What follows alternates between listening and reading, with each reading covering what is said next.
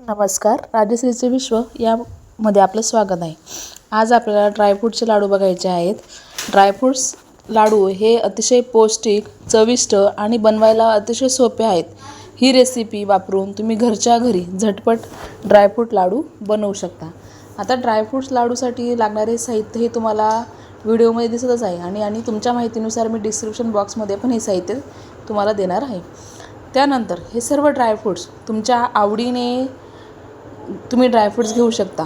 पिस्ता असेल, मगजबी असेल, हे सर्व। आणि या ठिकाणी मी आता खारीक आणि खोबऱ्याचं बारीक करून घेतलेलं आहे। एक वाटी सर्व ड्रायफ्रूट्स घेतलेले आहेत, जेणेकरून आता हे सर्व ड्रायफ्रूट्स मुलं खात नाही, मग या निमित्ताने हे सर्व ड्रायफ्रूट्स घालून आपण लाडूही तयार करू शकतो। आता हे सर्व ड्रायफ्रूट्स थोडं तूप टाकून चांगलं लालसर होईपर्यंत मंद आचेवर चांगलं भाजून घ्यायचं। सोनेरी रंग येईपर्यंत, कुरकुरीत होईपर्यंत हे सर्व ड्रायफ्रूट चांगले भाजून घ्यायचे। त्यानंतर ड्रायफ्रूट्स भाजून घेतल्यानंतर ते प्लेटमध्ये टाकायचे। प्लेटमध्ये ठेवून थंड होऊ द्यायचे। नंतर मखाणे पण थोडे 1 चमचा तूप टाकून मखाणे पण आपण भाजून घ्यायचं आणि हे सर्व ड्रायफ्रूट्स भाजल्यानंतर थंड झाल्यानंतर मिक्सरमध्ये बारीक करून घ्यायचं। बारीक केल्यानंतर खारीक खोबरंही भाजून घ्यायचं तूप टाकून आणि बारीक केल्यानंतर आता मी या ठिकाणी फक्त शिंगाडा पीठ आणि राजगिरा पीठाचा वापर केलेला आहे। तुम्हाला शक्य असेल तर तुम्ही गव्हाचं पीठही तुम्ही त्या ठिकाणी घालू शकता। आता शिंगाडा पीठ, राजगिरा पीठ हे अतिशय पौष्टिक आहेत, म्हणून हे पिठांचा मी वापर केलेला आहे। आता या ठिकाणी 7-8 चमचे तूप घेऊन त्यामध्ये 1 वाटी शिंगाडा पीठ आणि 1 वाटी राजगिरा पीठ चांगलं लालसर होईपर्यंत पीठ मंद आचेवर लालसर होईपर्यंत भाजून घ्यायचं। पीठ चांगलं भाजलं गेलं पाहिजे, त्यामुळे अतिशय लाडू चविष्ट छान होतात।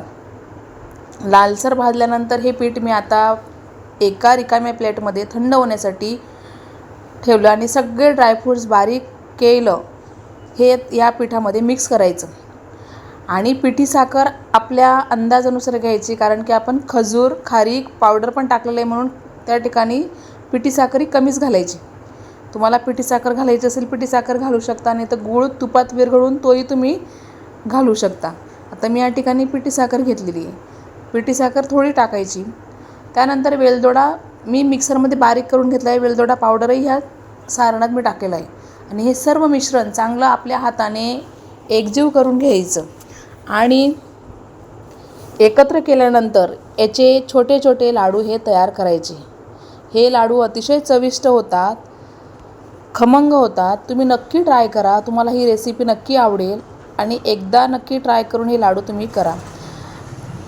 तुम्हाला ही रेसिपी आवडली असेल तर नक्की मला कमेंटमध्ये सांगा आणि मला जास्तीत जास्त सपोर्ट करा। धन्यवाद।